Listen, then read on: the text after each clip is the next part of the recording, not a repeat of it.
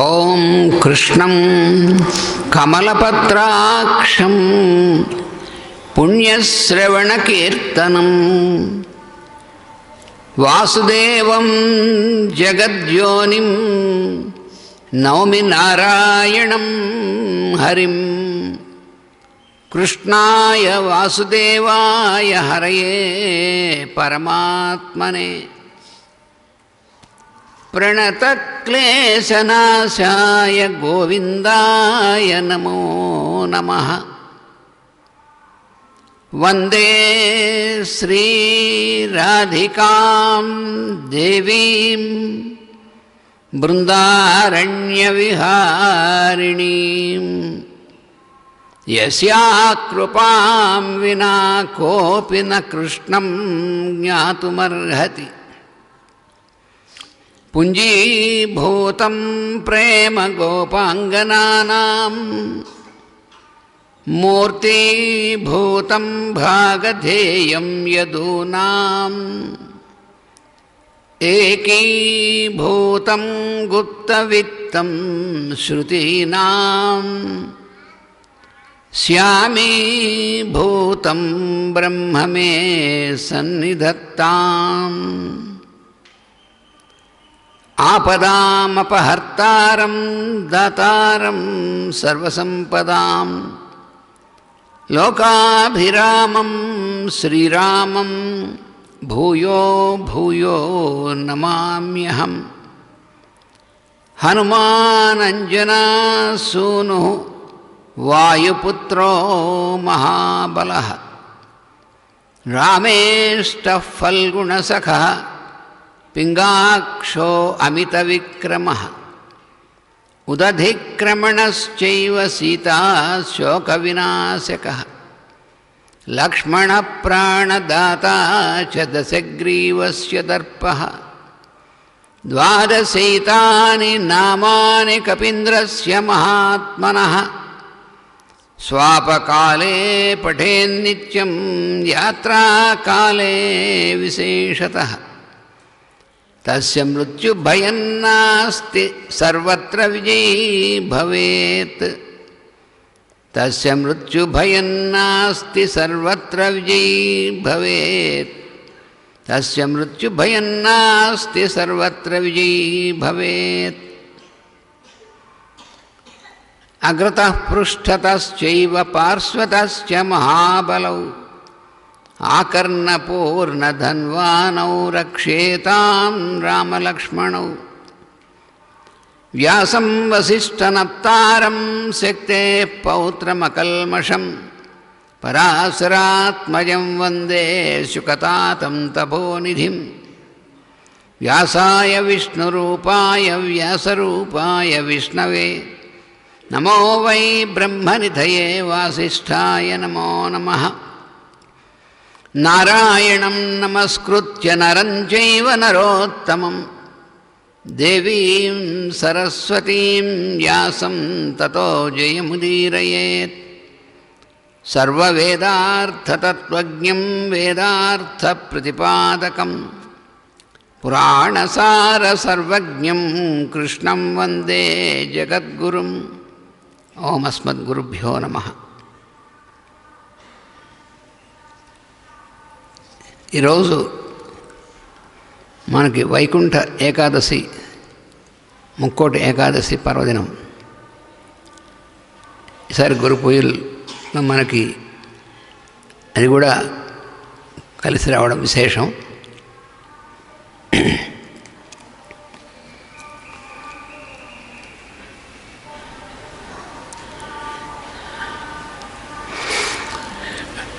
మనకి రోజు మనం చేసుకునేటువంటి మెడిటేషన్స్, ప్రేయర్ తర్వాత చేసుకునేటువంటి మెడిటేషన్స్ అది ఏమేమిటి చేస్తున్నాం అనేటువంటిది కొంతమందికి ఇవి ఎందుకు చేసుకోవడం, అవును ప్రేయర్ ఒకటి చేసుకుంటున్నాం కదా అంటే చేసుకోవచ్చు. ఇవి కూడా ప్రేయర్స్ అండ్ మెడిటేషన్స్ అని మాస్టర్ గారు ఇచ్చారు. అంటే వేద మంత్రాల్లో వాటిని ఆంగ్ల భాషలోకి మాస్టర్ గారు ఇచ్చారు, ఈ ప్రేయర్స్ అండ్ మెడిటేషన్స్ అనేటువంటివి. అందులో న్యూ ఇయర్ ప్రేయర్స్ అని, అలాగే ఋగ్వేద ప్రేయర్స్ అని అలా ఇందులో ఇచ్చారు. ఇందాక మనం చదువుకున్నటువంటి ఈ గ్రంథంలో ఇవి. అందుకని ఇవన్నీ మాస్టర్ గారు మాకు చిన్నప్పటి నుంచి ఇచ్చినటువంటివి, అంటే మా చిన్నప్పటి నుంచి అవన్నీ ఒక చోట సంకలనం చేసి ఈ పుస్తకంలో వేసింది. ఎందుకంటే రోజు ఆ మెడిటేషన్స్ చేసుకుందాం అనుకున్నటువంటి వాళ్ళకి అవన్నీ ఒకే పుస్తకంలో హ్యాండీగా ఉంటాయని చెప్పి దీంట్లో మనం చూసుకున్నాం అన్నమాట. అందుకని ఇందులో మనం రోజు ఏ రోజుకు ఆ రోజు చేసుకునేటువంటి మెడిటేషన్, అది మనం ప్రేయర్ అవ్వగానే మొట్టమొదటి చేసుకునేటువంటిది, అది ఏ రోజుకు ఆ రోజు మారుతూ ఉంటుంది. అది కాకుండా ప్రతి మాసానికి ఒక మెడిటేషన్ ఇచ్చారు. అది ఆ మాసం అంతా చేసుకుంటాం. సూర్యుడు ఏ రాశిలో సంచరిస్తూ ఉంటాడో ఆ మాసం అంతా, అంటే ఆంగ్ల మాసం కాదు, సూర్యుడు సంచరించేటువంటి మాసం. ఇప్పుడు ఉదాహరణకి డిసెంబర్ 22 నుంచి సూర్యుడు మకరంలో ప్రవేశించాడు. అందుకని ఈ మకరానికి సంబంధించినటువంటి, సూర్యుడు మకరంలో సంచరిస్తున్నప్పుడు ఉన్నటువంటి దానికి సంబంధించిన మంత్రాన్ని ధ్యానంగా మనకి ఇచ్చారు. అంటే కొంతమంది సందేహం వస్తుంది, మకర సంక్రాంతి రేపు కదండి, ఎల్లుండను డిసెంబర్ 22 అంటారు ఏమిటని కొంతమంది సందేహం వస్తుంది. అది మాస్టర్ గారు దాని వివరణ అంతా కూడా ఇచ్చారు. స్పిరిచువల్ ఆస్ట్రాలజీ అనేటువంటి గ్రంథంలో ఇచ్చారు. దాని తెలుగులో జ్యోతిర్వేదం అనేటువంటి దాంట్లో దాని యొక్క అనువాద గ్రంథంలో కూడా ఇచ్చారు. అంటే ఏ రోజైతే సంవత్సరంలో చాలా దీర్ఘమైనటువంటి రాత్రి, తక్కువ ప్రమాణమైనటువంటి పగలు ఉంటుందో ఆ రోజున సూర్యుడు మకరంలో ప్రవేశిస్తాడు అని వేదాంగ జ్యోతిషంలో తెలుస్తుంది. అటువంటి రోజు ప్రతి సంవత్సరం కూడా డిసెంబర్ 22.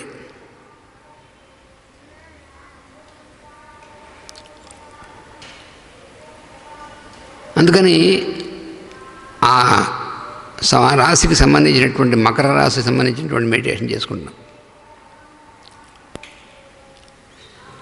అదైన తర్వాత న్యూ ఇయర్ ప్రేయర్స్ అని కొన్ని ఇచ్చారు, అది జరుగుకుంటాం. అది దాని గురించి కొంచెం ధ్యానం చేసుకుంటాం. ఆ తర్వాత ఋగ్వేద ప్రేయర్స్ అని ప్రత్యేకంగా ఇచ్చారు. అందులో ఇప్పుడు మనం చేసుకునేది అగ్ని సూక్తము, ఋగ్వేదంలో ఉన్నటువంటిది. ఆ సూక్తంలో ఉన్నటువంటి రుక్కులు మంత్రాలకి మాస్టర్ గారు ఇంగ్లీష్లో ఇచ్చినటువంటిది. ఇది క్రమం మనం రోజు చేసుకునేటువంటిది.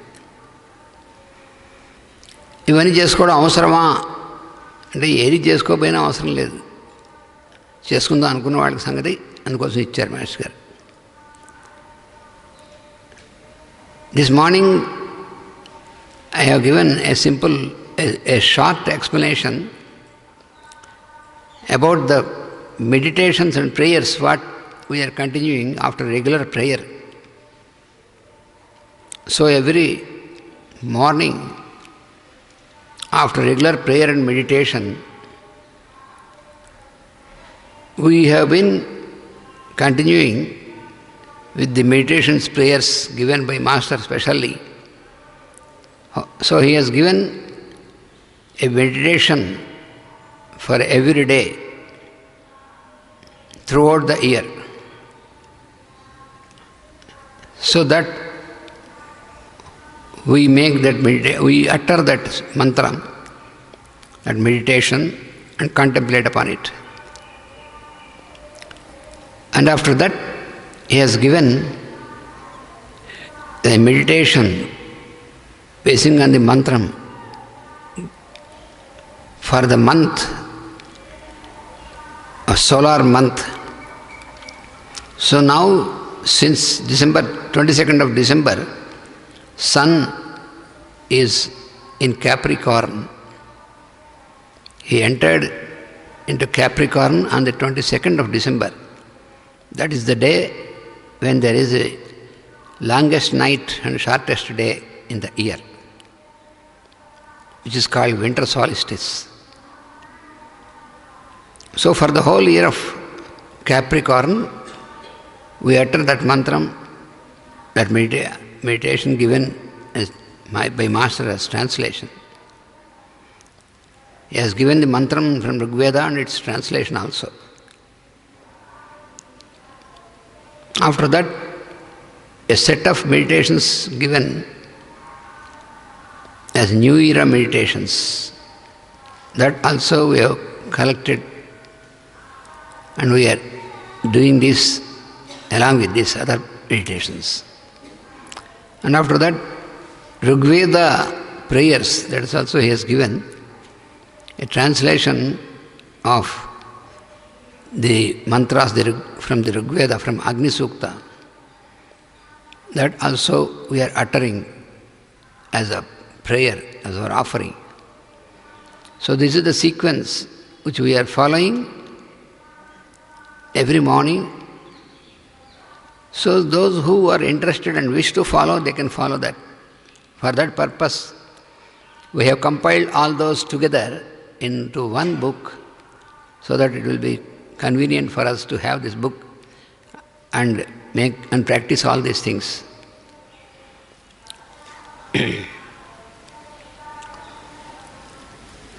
ఇప్పుడు మనం భగవద్గీతలోని 6వ అధ్యాయంలో మనం అధ్యయనం చేసుకుంటున్నాం.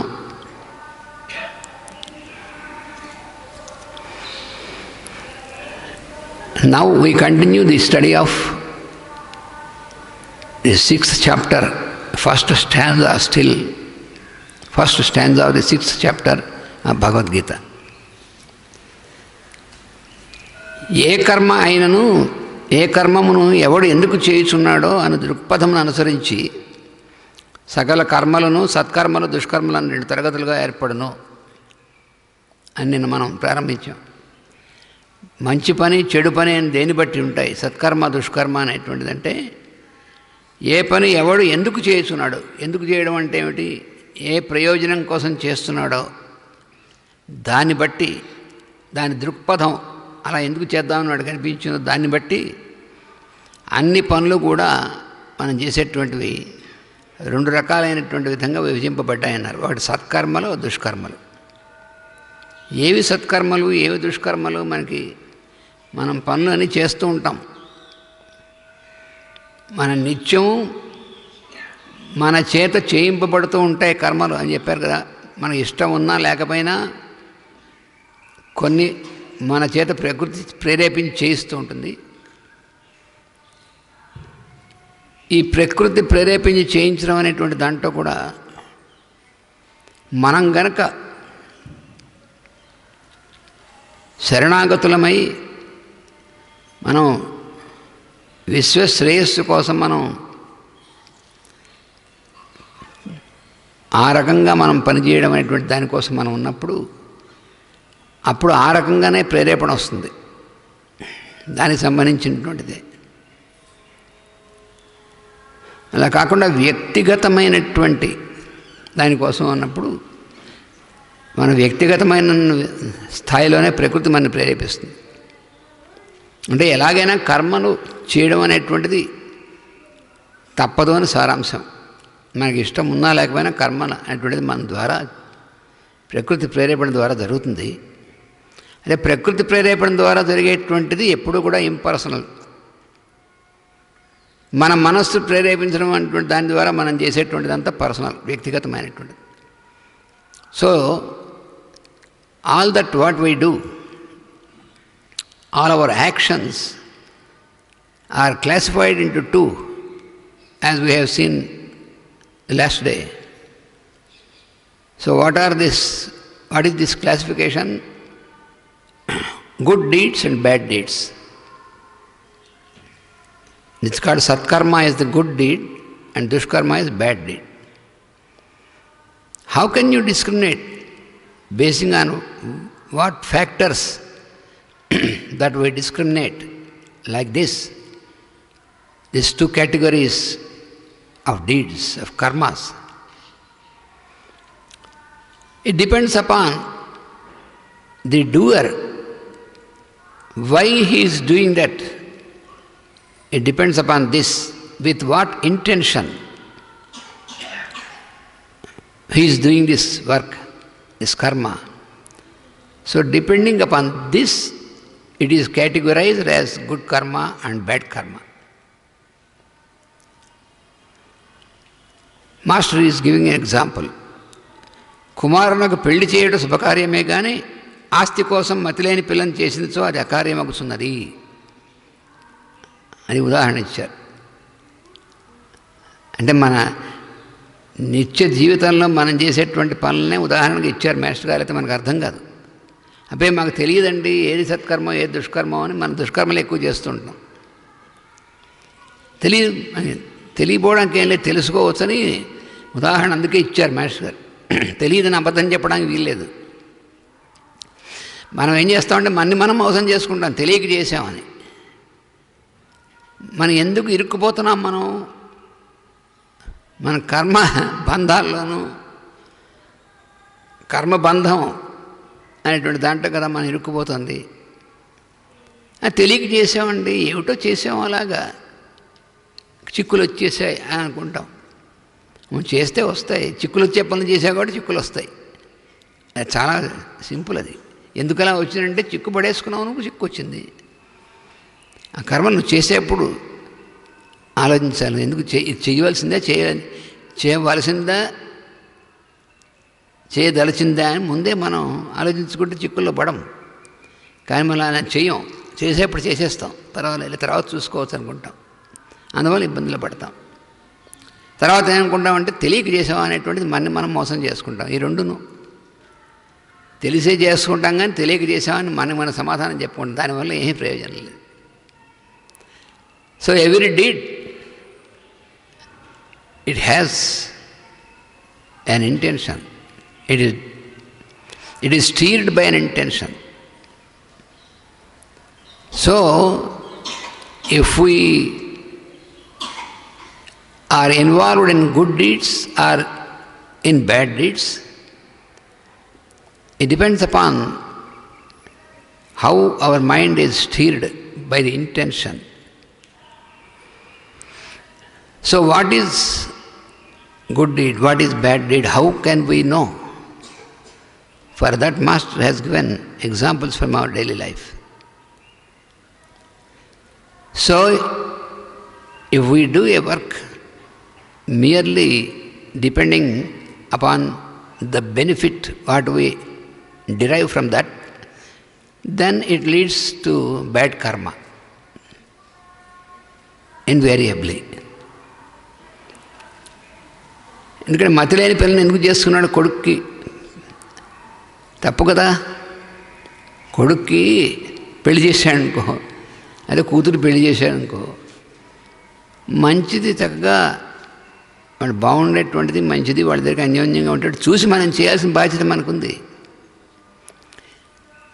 నువ్వు తెలిసి కూడా ఎందుకు చేసావంటే ఆస్తి కోసం. ఎందుకంటే ఆ పిల్లకి వాడు చాలా ఆస్తుంది, ఒకతే పిల్ల చాలా ఆస్తుంది, ఇవన్నీ ఉన్నాయని చూసి చేసేటప్పుడు పిల్లవాడికి పెళ్లి చేయడం సత్కర్మే కానీ ఇందుకోసం చేయడం దుష్కర్మ అయిపోతుంది. అదే పని. అది సత్కర్మ దుష్కర్మ అనేటువంటిది మన ఉద్దేశ్యం, ఏ ఉద్దేశం చేసామో దాన్ని బట్టి ఉంటుంది. ఏ కర్మ కష్టములకు సుఖదుఖములకు రాగద్వేషములకు మనసును దారితీయునో అది అకార్యము. దేనిని ఆచరించడం వల్ల మనస్సుకు పరిష్కారం లభించి మనస్సునకు బదులు మనం పనిచేయటం జరుగునో అది కార్యమైన కర్మ, అనగా చేయదగిన కర్మ. ఈ నిర్ణయం సరైన దృక్పథం వలన కలుగును కానీ కేవలం శాస్త్రాధ్యయనం వల్ల కలగదు. ఏది దుష్కర్మ ఏది సత్కర్మ అంటే పెద్ద దానికోసం శాస్త్రాధ్యయనం అక్కర్లేదు. శాస్త్రాధ్యయనం వల్ల ఏం కలగదన్నారు. దేనివల్ల కలుగుతుంది? సింపుల్ కామన్ సెన్స్ వల్ల. ఆ పని చేస్తే మనం కష్ట నష్టాలకి ఇరుక్కుంటున్నాం. రాగద్వేషాలు కామక్రోధాలకి మనం దారితీస్తుంది అని ఉన్నటువంటిది ఉంటే అది దుష్కర్మ. అలా కాకుండా మనం మనస్సు దానికి సంబంధించి కాకుండా మనం చేయవలసినటువంటిది ఏది ఉందో దాన్ని చేసామకుండా అది సత్కర్మ అవుతుంది, చేయదగిన పని అవుతుంది. అది ఈ నిర్ణయం దేన్ని బట్టి అంటే ఇది శాస్త్రాల వల్ల కాదు. అంటే శాస్త్రం ఎప్పుడు సరిగ్గా చేయమని చెప్తుంది, కానీ మనం దాన్ని ఫాలో అవ్వం కదా. అందుకని దేనివల్ల నిర్ణయం అంటే సరి అయిన దృక్పథం వల్ల కలుగుతుందని చెప్తున్నారు. మనం చేయు అన్ని పనులను కూర్చి శాస్త్రంలో వివరంగా చెప్పబడి ఉంటే సాధ్యం కాదు. అంటే శాస్త్రాలను వెతికి శాస్త్రంలో ఏం చెప్పారు, శాస్త్రం చెప్పినట్టు చేయాలి కదా, చేయాలి. శాస్త్రం చెప్పినట్టు చేయాలి. అయితే మనం చారులో చింతపండు ఎంత వేయాలి అది శాస్త్రంలో చెప్తారు. ఆ శాస్త్రంలో చెప్పబడలేదు, ఎలా చేస్తాం? అలా ప్రతి చచ్చువి అన్నీ కూడా శాస్త్రంలో చెప్పక్కర్లేదు. శాస్త్రంలో చెప్పబడినటువంటివి ఏవి ఉన్నాయో ఆ కర్మను మనం ఆచరించినటువంటిది. మిగిలినటువంటి చిల్లర వ్యవహారాలన్నీ అక్కర్లేము. గురువు గారి దగ్గరికి వెళ్ళి ఇవాళ అరటిపండు తినమంటారా యాపిల్ పండు తినమంటారా అన్నట్టుగా ఉంటుంది.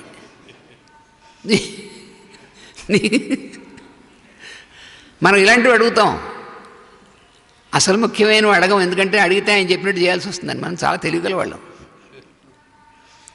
తీరా అడిగిన తర్వాత ఆయన చెప్పారు, అది మనకు కన్వీనియంట్గా ఉండదు. చేయకపోతే గురువుగారు అని అనుకుంటారేమో. ఆయన ఎందుకు అనుకుంటాడు? అడిగింది మనమైతే కామన్ సెన్స్ ఉండదు. కాంప్లికేషన్ అనేటువంటిది అందువల్లనే వస్తుంది. ధర్మశాస్త్రము అర్థశాస్త్రము ఉన్నవి మార్గదర్శకముగా కొన్నింటిని తెలియజేయనవే కానీ నిత్యము ఆచరించు చిన్న చిన్న పనులను గూర్చి చర్చింపవు. అందుకని మనకి ఇలాంటి సందేహాలు వస్తాయని మాస్టర్ గారు చాలా క్లియర్గా ఇస్తున్నారు. So to determine which is a good deed and which is a bad deed, we should not expect that always everything is explained in the scriptures. Scriptures are explaining the deeds which are in accordance to the cosmic plan. But in our day-to-day life, there are many things which are not connected to cosmic plan but personal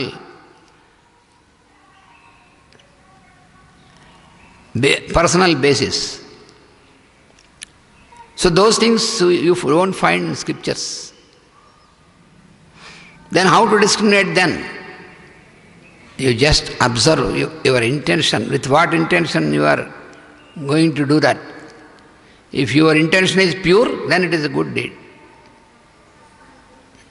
Otherwise, it is not a good deed. The deeds which lead you into complication are not good deeds. They are bad deeds only. If it is a really good deed, there will be no complication. That is the very clear understanding for us. If it leads to complication in any manner to you or to others, by doing that, then it is a bad deed. Very clearly. So we have to discard it. కనుక బుద్ధిమంతుడు తన సంకల్పమును ఫలితములపైకి పోనీయకుండా చక్కని దృక్పథం ఏర్పరచుకొని శాస్త్రమర్మములను గ్రహించవలెను. తన సంకల్పాన్ని ఫలితం పైకి పోనీయకుండా, మనకు ఒక సంకల్పం కలుగుతుందో పని చేద్దామని, బోల్డెన్ సంకల్పాలు కలుగుతాయి మన మనసులో. Many proposals arise, they sprout from our mind because it is the nature of our mind to keep on producing many proposals. But we have to filter them out. Otherwise, if we go on implementing all the proposals made by our mind, we get into complication. we fall down into the rut, and very difficult to come out of that. So we are ourselves responsible. Therefore, what an intelligent person has to do is that he has to observe the proposal which came into his mind, whether that proposal is pure or impersonal and according to cosmic law or not. That we have to practice always. So every proposal should not be brought into action. ఇక కర్మలను ఆశ్రయింపనిచో కర్మాచరణం ఎందుకని కొందరు సందేహం. అయితే ఇతడు సత్యం గమనించినచో కర్మఫలములు తన మనస్సునకు సంబంధించినవి కానీ తనకు సంబంధించినవి కావు. కర్మఫలములను ఆశ్రయింపనిచో, అది ఇక్కడ కర్మఫలములను ఆశ్రయింపనిచో కర్మాచరణం ఎందుకు? ఏమండి, మీరు పని చెప్పకుండా చేయాలన్నారు, చేయకుండా ఉండలేమన్నారు, ఇవన్నీ చెప్పారు కదా. ఎవడు పని చేయకుండా ఉండడం అనేటువంటి సాధ్యం కాదు, పని తప్పకుండా చేయాలి. అలాంటప్పుడు ఫలితం ఆశ్రయించొద్దంటారేమిటి? ఫలితం లేకుండా కర్మ చేయడం ఎందుకు అసలు అని సందేహం వస్తుంది. అయితే సత్యం ఏమిటో చెప్తున్నారు ఇక్కడ. కర్మ ఫలములు మనసు సంబంధించినవి కానీ తనకు సంబంధించినవి కావు, అది తెలుసుకోవాలి మనం. So one may ask, if we are not expected to do any work without thinking of the result, then why should we do that? Why should we actually do any work without thinking of the result? If you say that you have to discard, you have to keep away the result and do the work, then why should we do the work without any result? Then what Master says is, the result belongs to your mind. Understand this. It doesn't in any manner belong to the truth, but it belongs to your mind. Your mind is tied down by the intention.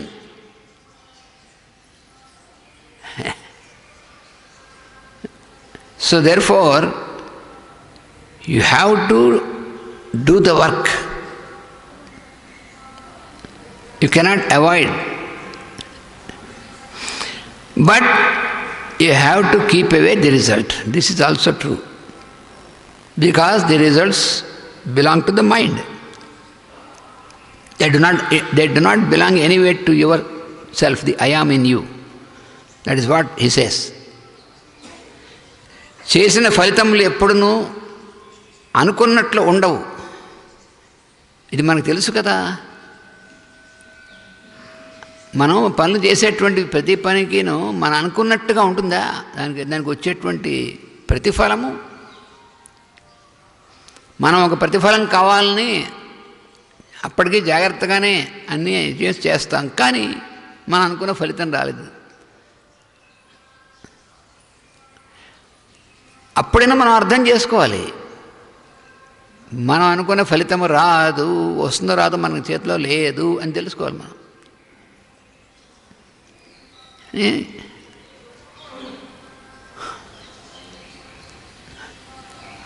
ఆడెవడో చెప్పాడు, నువ్వు ఒక car కొనుక్కో, దానికోసం కావాలంటే అప్పు చేసేయి. అదే రిటైర్ అయిపోయాడు, రిటైర్ అయిపోయిన తర్వాత ఆ బెనిఫిట్స్ వస్తే ఏం చేయాలి అంటే ఒక కారు కొనుక్కో అన్నాడు. ఎందుకంటే పక్కవాడికి కారు ఉంది కదా అని, అంతే.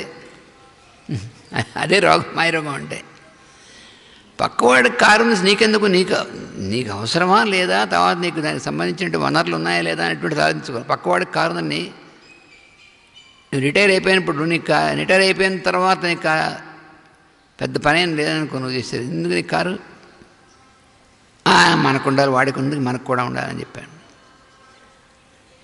మరి ఏమవుతుంది అప్పుడు? ఆ తర్వాత ఎప్పుడో దాంట్లో పెడితే యాక్సిడెంట్ అయితే దెబ్బలు తెలియాయి అనుకోండి, అయ్యయ్యో మనం కారు ఎవడు కొనుక్కోమన్నాడు?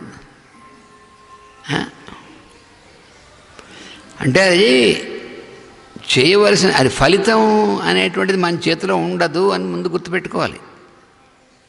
ఏ పనైనా సరే పని చేయడం తప్పదు, ఫలితం మన చేతిలో ఉండదండి. ఇది మాత్రం ఖాయం. అది it is quite sure that we have to do the work. We cannot avoid any work. But at the same time, we have to remember that the result is not under our control, according to our expectation.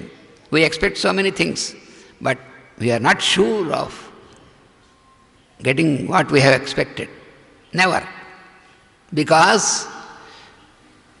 it is everything, the result goes according to the cosmic law, but not our personal intentions.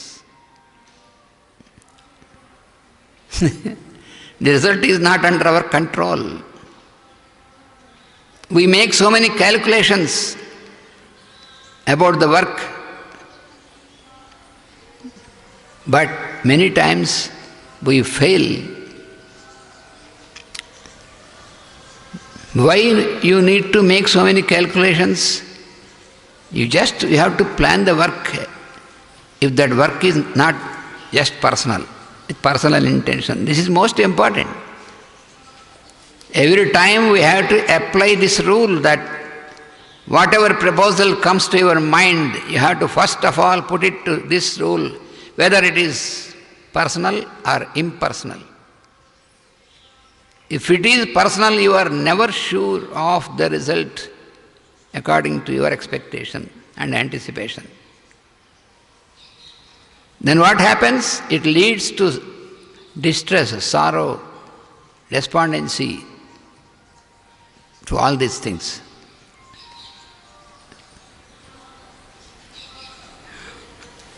చేసిన పని ఫలితములు ఎప్పుడు అనుకున్నట్టుండవు. ఇక ఫలితములపై దృష్టి పెట్టిన లాభమేమి? జన్మంతా నువ్వు research చేసినా ఫలితం కోసం పనిచేస్తే ఏమవుతుందో అంతే అవుతుంది.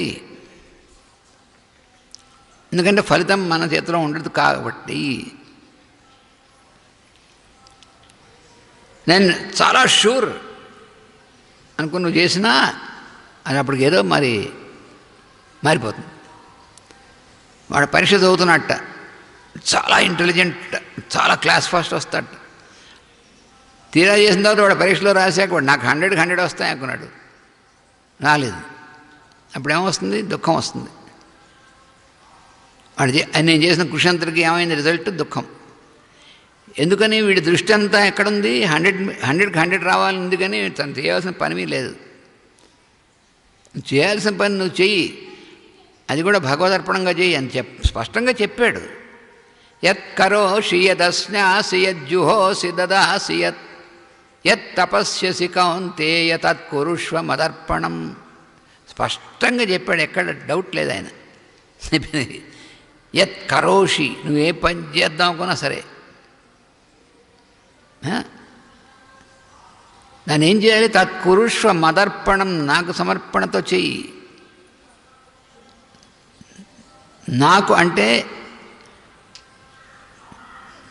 నేను అని నువ్వు అంటున్నావు చూసావా?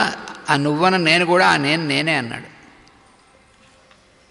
మనలో నేను అనేటువంటిది భగవంతుడే కదా. నేను నాది. అందుకని నాది అనబడేటువంటి సమస్తాన్ని నేను అనేటువంటి దానికి సమర్పణ చేయాలి. అది అసలు చాలా. So whichever comes to you as a proposal and whichever work you take up to do, first of all surrender it, offer it to me, the I am, and start doing the work. Any work.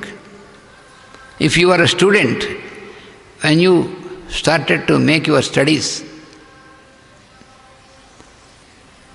to get success in the examination, then also offer it to me and do your work.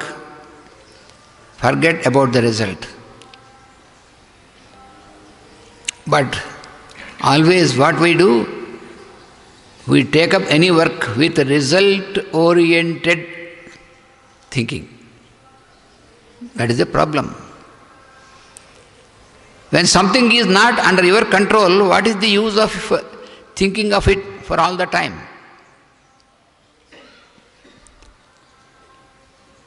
But we think that most of us, without thinking of the result, without having the result, how can we do a work? Why should we do a work? But it never gives any solution, even for the whole life. Life is wasted. You are expected to live life happily. That is why God has given this life to us. It is very valuable. To live happily every moment. Is it possible that we can live happily every moment? It is possible. That is what the Lord says here. But we make it impossible because of our intentions from our mind. We are responsible whether we are happy or unhappy. It is not, God is not responsible for that. We are responsible. మన సుఖంగా ఉండడమా దుఃఖంగా ఉండడమా అనేటువంటిది దానికి మనమే కారణం కానీ భగవంతుడు కాదు కాదు కాదు. అన్నటికీ కాదు భగవంతుడు. భగవంతుడు సుఖంగా ఉండడం కోసమే మనకి ఇచ్చాడు జన్మ. మీరు హాయిగా ఉండండి, సుఖంగా ఉండండి, ఆనందంగా ఉండండి. దాన్ని మనం ఉండకపోతే ఆయన ఏం చేస్తాడు? అయ్యో జన్మంతా అయిపోయింది, ఆనందం అంతా పోయింది, పోనీ ఇంకో జన్మిస్తాను, మళ్ళీ ఇంకోసారి చూసుకో అన్నాడు. మార్చి సెప్టెంబర్ 2 ఉన్నాయి కదా.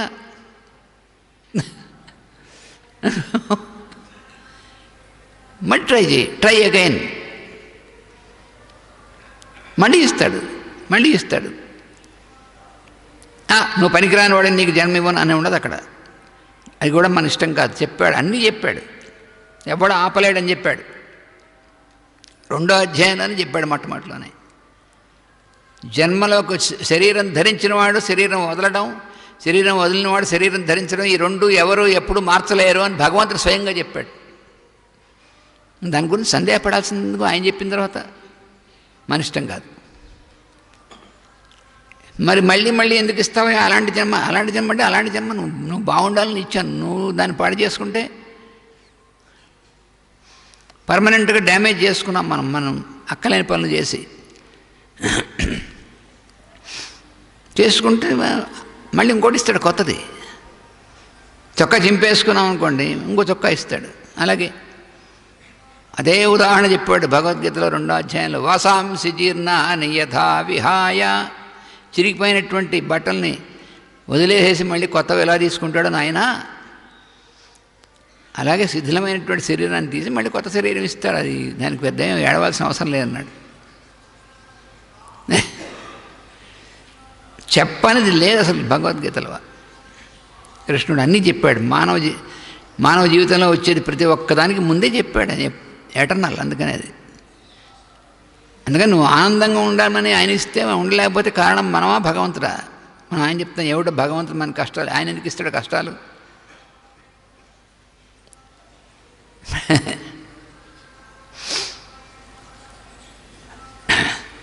ఫలితములపై దృష్టి పెట్టి లాభమేమి? ఈ పద్ధతిని విరమించి, అందుకని ఏం చేయాలంటే తెలుసుకుని బుద్ధిమంతుడైన వాడు ఫలితములను కోసం పనిచేయడం ఆపేసేసి ఇంకా కనీసం అప్పటి నుంచి లైఫ్ వేస్ట్ చేసుకోకుండా, అప్పటిదాకా కొంత లైఫ్ వేస్ట్ అయిపోతుంది ఫలితాల కోసం కుస్తీ పట్టి, ఆ ఫలితం మనకి రాక, అనుకున్న ఫలితం రాక, అది మానేసి విరమించి కార్యమైన కర్మను అనగా లోకశ్రేయస్సుకు పనికి వచ్చు కర్మను, సత్కర్మను చేయుట ఆరంభించవలెను. మరి ఏం చేయాలండి? అయితేను ఊరికి గొడవ పడకు, లోకశ్రేయస్సు అనేటువంటి దాన్ని దృష్టిలో పెట్టుకుని పనిచేయడం మొదలెట్టు. ఇది ఎక్కడ కావాలండి? నువ్వు వ్యక్తిగతమైన దానికి లేకుండా లోకశ్రేయస్సుకి ఎలా పనిచేస్తావండి? నువ్వు వ్యక్తిగతంగా బాగుండాలన్నా లోకశ్రేయస్సు అనేటువంటి దానికోసం చేసినప్పుడు నువ్వు బాగుంటావు. అసలు రహస్యం అది. దానికి దీనికి ముడిపెట్టడం ఏమిటండి? మరి అంతే, అది కాస్మిక్ లా. దాన్ని నువ్వేం మార్చలేవు. ఏడ్చినా మొత్తుకున్నా అంతే. If you want to live happily, then you have to take up a work of impersonal nature, start doing that work with devotion, then you will be happy. Then your needs are fulfilled. That is an assurance given by the Lord. Your needs are fulfilled, but not your desires. Mind that. వ్యక్తిగతమైనటువంటి వాటికి మనకు కావాల్సినవి ఎలా సమకూరుతాయి అంటే, సమాజ శ్రేయస్సు, విశ్వశ్రేయస్సు అనేటువంటిది మనం దృష్టిలో పెట్టుకొని, విశ్వశ్రేయస్సు కోసం మనం భగవదర్పణంగా పనిచేస్తుంటే మన వ్యక్తిగతమైనటువంటి ఆవశ్యకములైనటువంటివన్నీ సమకూరుతాయి. గుర్తుపెట్టుకోవాలి, ఆవశ్యకములైనవంటే మనం జీవించడానికి, మన శరీరాన్ని నిలబడడానికి, మనం జీవించడానికి ఎంతవరకు ఏమున్నా అవి సమకూరుతాయి. కానీ వీటిని మించి మన మనసులో కోరికలు నెరవేరవు. ఇంకెందుకండి కోరికలు నెరవేరకపోతే ఈ సాధన అంతా ఎందుకు? మనీ.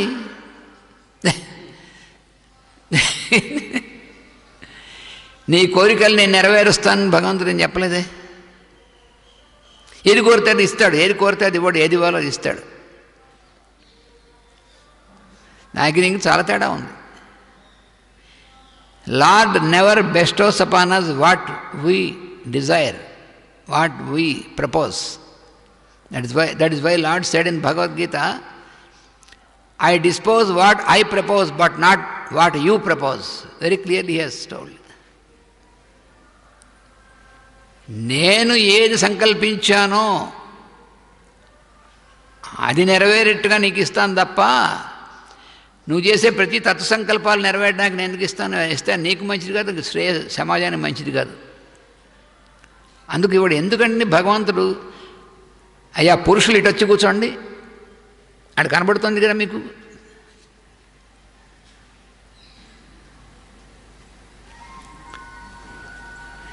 అందుకని ఎందుకు ఇవ్వడు? మన కోరికలు మన కోరికలు నెరవేరుస్తాడు భగవంతుడు, నెరవేర్చడు. ఎందుకు నెరవేర్చడు? ఎందుకంటే మనం కోరేటువంటివి ఎక్కువ భాగం వ్యక్తిగతమైనటువంటివి కదా. మనకు వ్యక్తిగతమైనటువంటి వాడిని కోరితే పక్కవాడికి ఇబ్బంది వచ్చేటువంటి ఉంటుంది, అది ఉంటుంది మరి సృష్టిలో. అందుకని విశ్వశ్రేయస్సు అనేటువంటి దానికోసం మనం చేస్తుంటే మనం బాగుంటాం, మిగతా వాళ్ళు బాగుంటారు. సమాజ శ్రేయస్సు, విశ్వశ్రేయస్సు అనేటువంటిది. మరి మనకు వ్యక్తిగతమైన ఉండకూడదా? ఉండకూడదా అంటే ఉండొచ్చు, కానీ దానివల్ల నీకు వచ్చేటువంటి దుఃఖమే తెలిసి కూడా ఎందుకు ఏడుస్తావు అన్నాడు. నీ పర్సనల్ ప్రపోజల్స్ అనేటువంటివన్నీ దుఃఖాన్ని దారితీస్తాయి. అప్పుడు ఏడుస్తాడు భగవంతుడు, నాకు ఇవన్నీ కష్టాలు ఇచ్చాడు. అప్పుడు ఏడుస్తే లాభం. అట్లే మనం ఆరంభించు లోకశ్రేయస్కరములైన కర్మల వలన కూడా మనకు కావలసినవి అప్రయత్నముగా సిద్ధించును. దాని మీద నమ్మకం ఉండాలి, భగవంతుడి మీద. భగవంతుడి మీద నమ్మకం అంటే భగవంతుడు ఉన్నాడు అని నమ్ముతా, అది కాదు నమ్మకం అంటే. భగవంతుడు ఉన్నాడు నువ్వు నమ్మితే ఎంత, నమ్మకపోతే ఎంత. నమ్మిన వాడిని, నమ్మనటువంటి వాడిని అందరినీ కూడా ఆయనే సృష్టించాడు, ఆయనే పోషిస్తున్నాడు, ఆయనే చేస్తున్నాడు. ఆయనకేమి వీడిని నన్ను నమ్ముతున్నాడు కాబట్టి వీడి కొంచెం ఎక్స్ట్రా వాడికి ఇది చేసి, వీడు నన్ను నమ్మట్లేదు కాబట్టి వీడిని వెనక్కి తోసేసి, అలా భగవంతుడు అయిన పొలిటీషియనా? God is not a politician to make discrimination on the beings, those who accept his existence and those who do not accept his existence. It makes no difference for him. Because he is not a human being. It is only on human level we think like that. భగవంతుడికి favourable వీడు బలాన్ని వాళ్ళంటే ఎక్కువ favour, బలాన్ని వాళ్ళని తక్కువ favour ఉండదు. ఉంటే భగవంతుడు ఎలా అవుతాడు?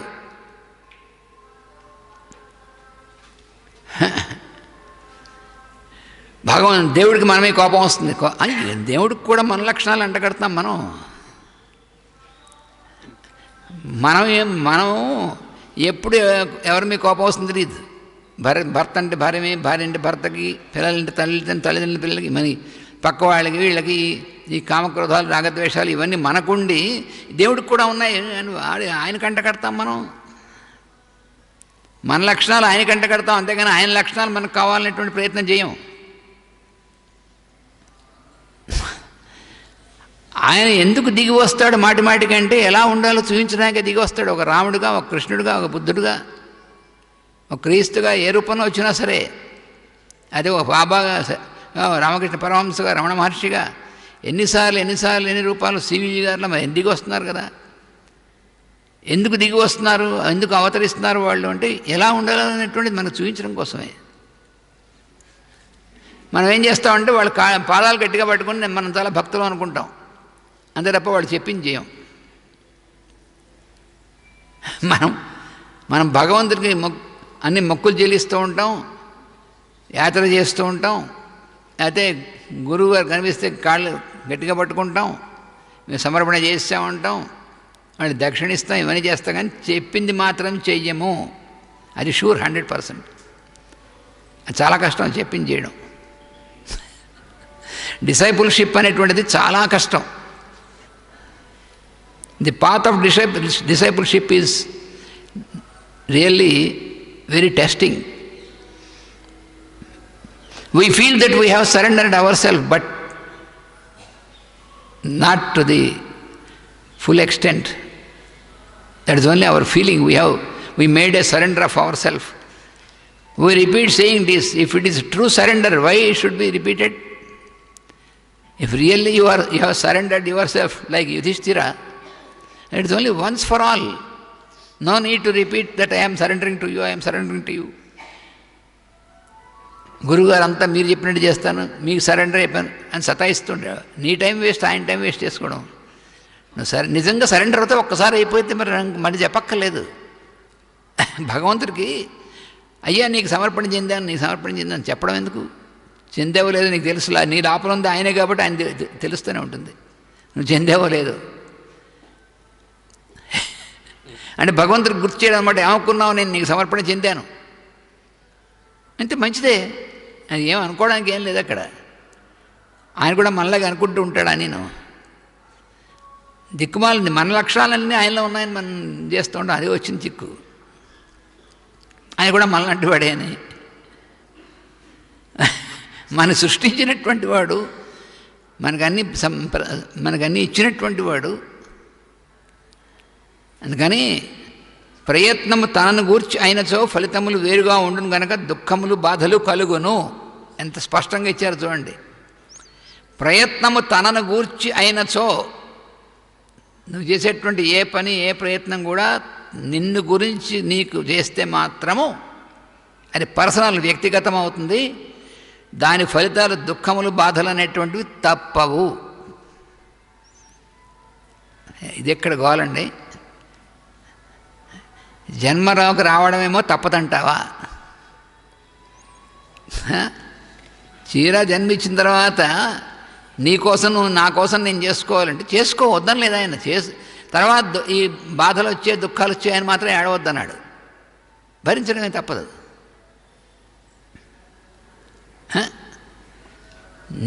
నీకు ఎలా అనిపిస్తే అలా చేసేసుకో. ఎవరో భగవంతుడేమి అని ఆయన ఏమన్నా అడ్డుపెట్టలేదు.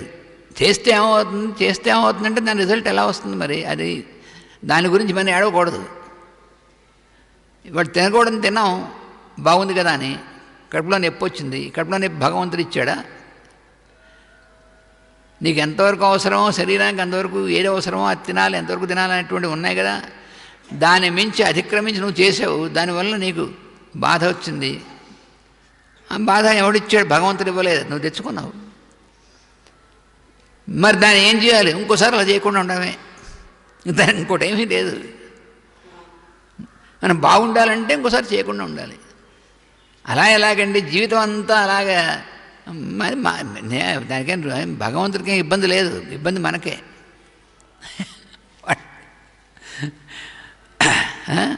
ఇవన్నీ మన జీవితంలో మనకు తెలిసినవే కానీ మనం మళ్ళీ తెలియనట్టుగా ఉంటాం మనం. ఎందుకంటే అవి తెలుసు అని ఒప్పుకుంటే అవి ఆచరించాల్సి వస్తుంది. అది అందుకని తెలియక చేసామనేటువంటి వాడి అకౌంట్లో వేసేస్తాం మనం.